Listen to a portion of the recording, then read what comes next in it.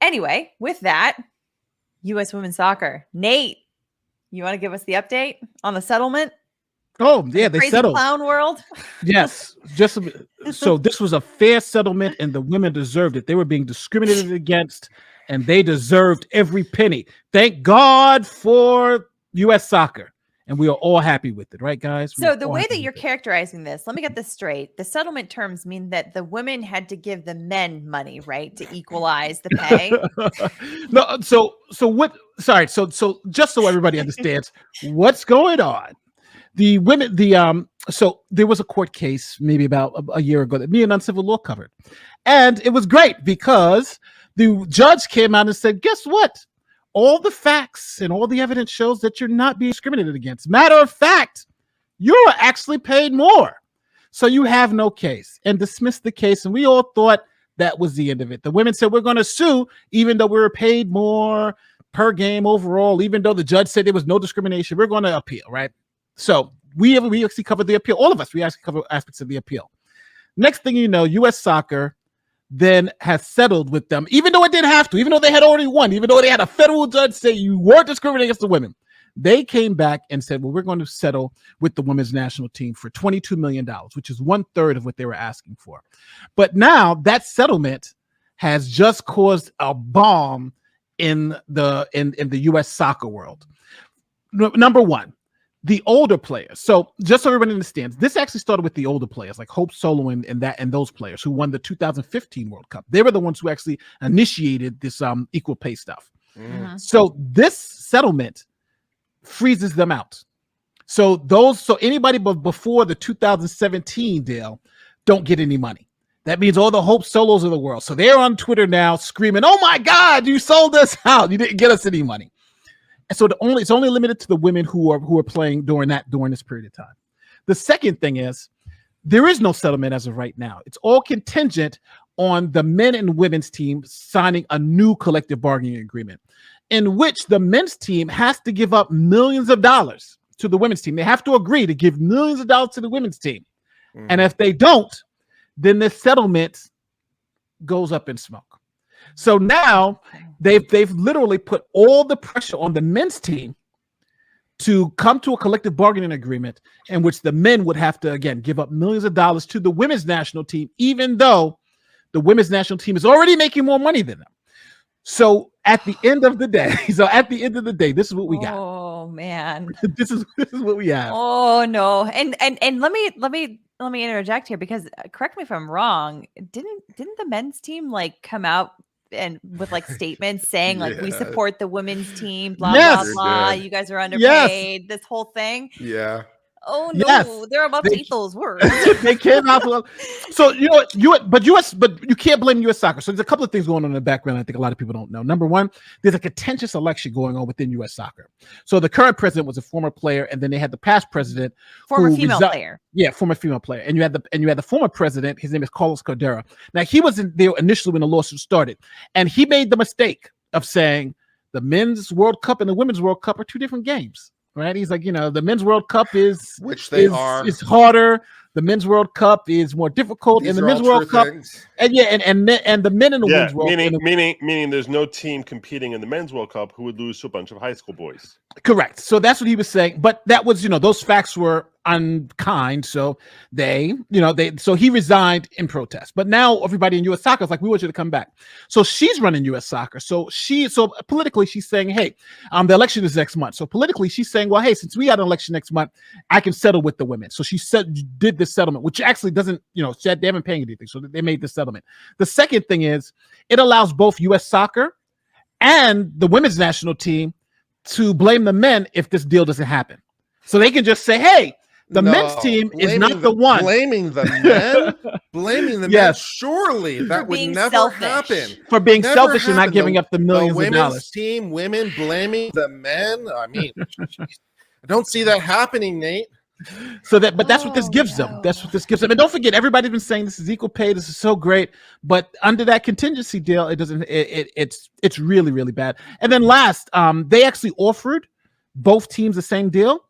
And the men's team has already rejected the deal because they said the men's team actually threatened to strike before, but they rejected the deal and said, well, hey, we can't take this deal because you can't. And just so everybody understands, the Men's World Cup has a $6 billion revenue stream. The Women's World Cup has a $300 million revenue stream. But the 6 women billion versus 3 million. 300 million. 300 million. Sorry, 300 million. It's Sorry. 1/20th. That's 1/20th the size. Yeah. Yes. But the women want to be paid as if they won the $6 billion tournament.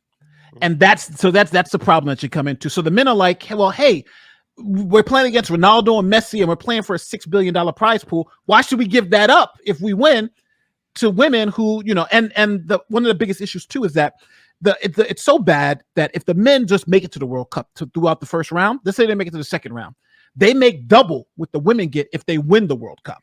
So, what's going to happen? Are the men going to, if you were the men, would you give up this? But now you got all this public pressure. You got all the news media, everybody saying this is great for women, great for women. Only thing the men got to do is say yes. Oh, boy. Would you say yes? I wouldn't say yes. I'd be like, no, F this. We're going, it's not happening. But read between the lines. That's where you're at. Yeah. I mean, especially after these guys were not paid throughout the pandemic because there were no games, right? Because they're on a strictly pay to play program, right? So if they don't play any games, they don't get paid. And if there are no games because there's been a pandemic for 2 years, Yes. then they don't get paid at all. Now, of course, a lot of these guys are getting paid elsewhere for being on other teams, right? I think that's one of the reasons why. Be that as it may. But still, like these guys are not getting paid anything over the last 2 years for being on this team and having this contract with them. And now they're supposed to give money after they haven't been paid for 2 years. That's tough. It's really tough.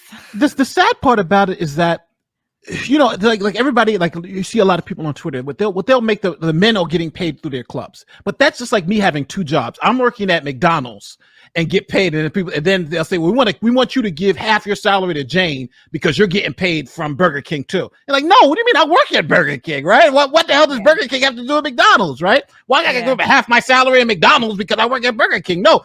I'll quit the Burger King job. I'll quit. It's like no.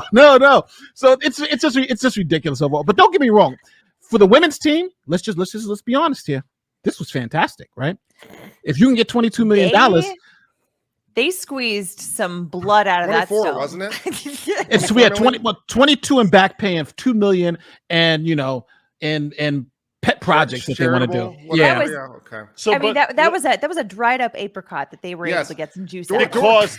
Because basically they said we're going to punish this guy for making a true statement that men's soccer and women's soccer are different, and they basically said they went woke and now they're going broke.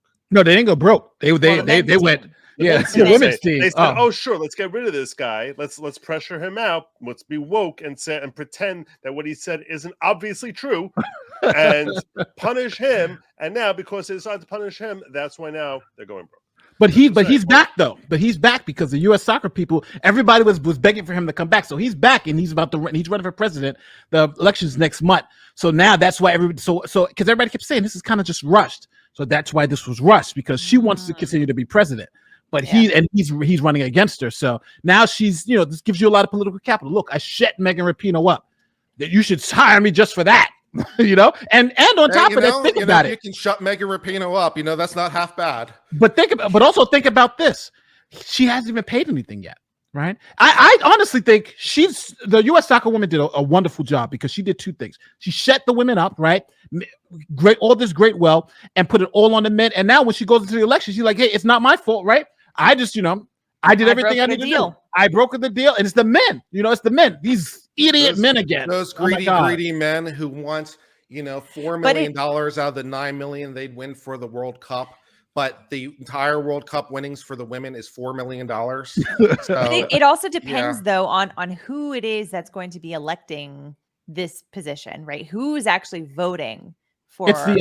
It's the board of directors for U.S. Soccer. They're not for profit, so the members of U.S. Soccer. Okay.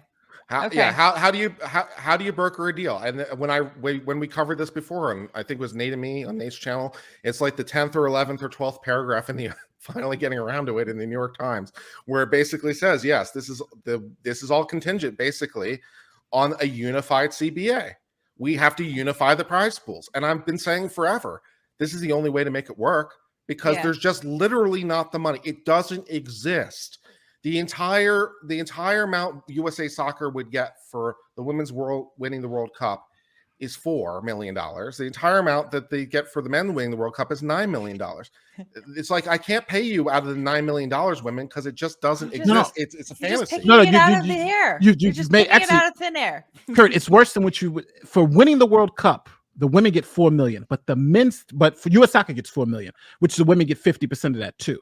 For winning the World Cup as a man, you get $38 million, and the men's team gets paid $9 million in bonuses. So it's even crazier than that. Right. So you're about $4 million versus $39 million. Yeah. So, but now the women, just think about this. The women are saying, well, if we win our World Cup, we want the $9 million. You're like, but hold on, even your whole tournament doesn't pay out $9 million. What the hell? We've seen your tournament making only pays man.